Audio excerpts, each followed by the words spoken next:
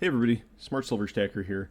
Today is Monday, August 1st, 2022, and gold and silver both catching a nice bid this morning, both metals in the green. Stocks, however, another story. We've got the S&P 500, the Dow, and the Russell 2000 all in the red this morning. NASDAQ started off the day in the red, but it has caught a small bid slightly in the green. The rally that we saw at the end of last week looks to have been halted somewhat, and this is all on news that Nancy Pelosi's visit to Taiwan has now been confirmed by Taiwanese officials. And there have been a lot of rumors circulating about this visit over the past couple days. But now it looks like Nancy Pelosi will be visiting the island on Tuesday. That's tomorrow, August 2nd. Still no confirmation of that on her official itinerary, but U.S. and Taiwanese officials have been referring to a visit on Tuesday. So it looks like that's what's going to happen. China has been issuing these dire warnings that their military will not sit idly by. I had even read that they have threatened to possibly shoot down Nancy Pelosi's plane. Now, I don't know if they think that the American people are going to be intimidated by that. Personally, I don't think that too many people are going to blink an eye at that threat. But the risk of war is very real, and the risk of conflict, and it's something we should all be paying attention to.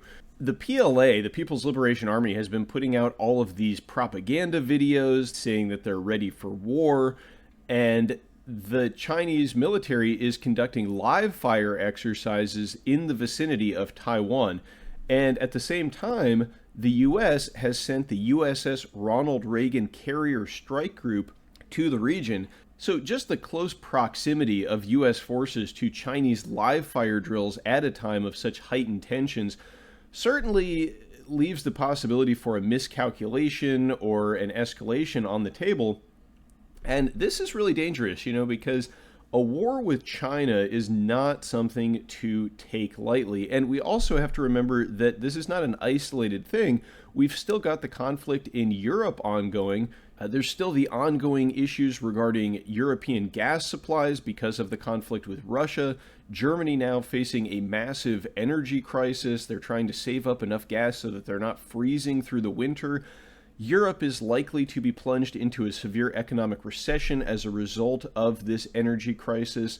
It's important to keep in mind that here in the U.S., too, the economy is really in no shape to be getting involved in a major conflict. We still have $30.6 trillion in national debt. The debt to GDP ratio now exceeds 130%. And, we've got a declining GDP and an increasing debt. And so that number is just going to be moving higher moving forward, at least for the foreseeable future. And here in the U.S., we have had 2 consecutive quarters of declining GDP growth. So regardless of what the White House or the Fed or Janet Yellen want to tell you, according to Investopedia, that is still considered a recession, at least according to the popular rule of thumb. So, don't believe the hype that we are not in a recession. We certainly are. And gold and silver are reacting positively to this threat of a conflict. Now, will that continue? It's hard to say, although it certainly seems like it could be a trend if we do get more deeply embroiled in this conflict, because war, of course, is one of the most inflationary paths that a government and a monetary system can go down. And it's not just because fighting a war is so expensive, although that's certainly a part of it. And if we do somehow get embroiled in a war in the Pacific and possibly a war in Europe at the same time, a 2-front war would be extremely costly. And so we would expect to see the debt levels here in this country skyrocket if we were to get embroiled in such a conflict, especially when you consider how far away the theaters of war are from the U.S. The further away you're trying to project power from your base of operations, the more costly it gets as your supply lines get extended and just the overall logistics of the whole scenario become more and more challenging. But it's also because if we get involved in a conflict with China, like let's say they invade Taiwan, even if we don't get involved in a hot war with them, which certainly seems likely at this point, there will almost guaranteed be massive economic sanctions against China. In fact, the Swiss recently made the announcement that if China invades Taiwan and the EU puts sanctions on China, the Swiss are going to match those. And it is very likely that we would see massive economic retaliation on the part of the U.S. as well.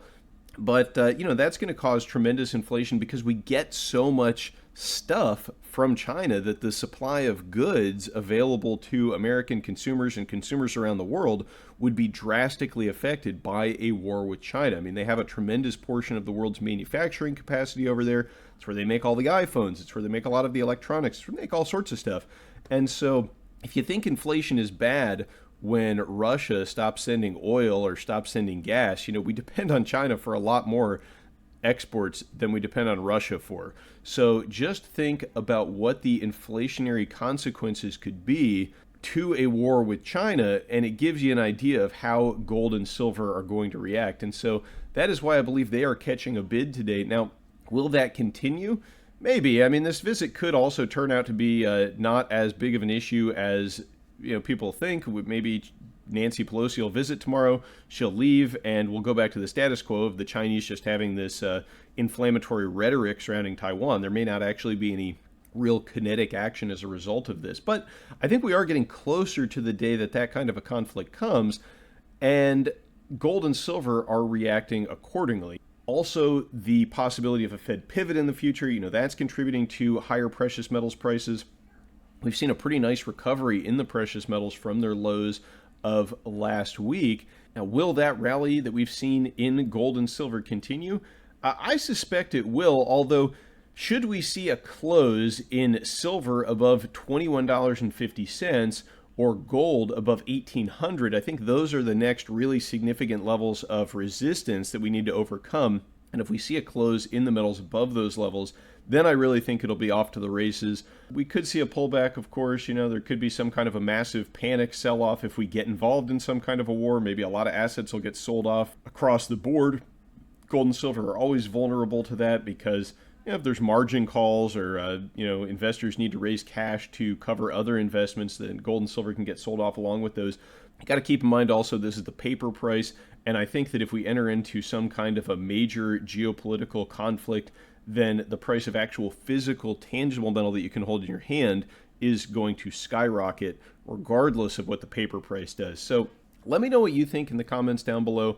Do you think we're going to get involved in a conflict in China? Do you think that we could possibly get involved in one in Russia? What do you think the consequences of a two-front war would be? Because I think they would be absolutely disastrous for the U.S. economy, and gold and silver may be one of the few safe haven assets to protect your wealth through the kind of economic turmoil that would result from a conflict like that. Let me know what you think. Thank you all very much for watching. Don't forget to like, comment, and subscribe, and I will catch you next time. Smart Silver Stacker, out.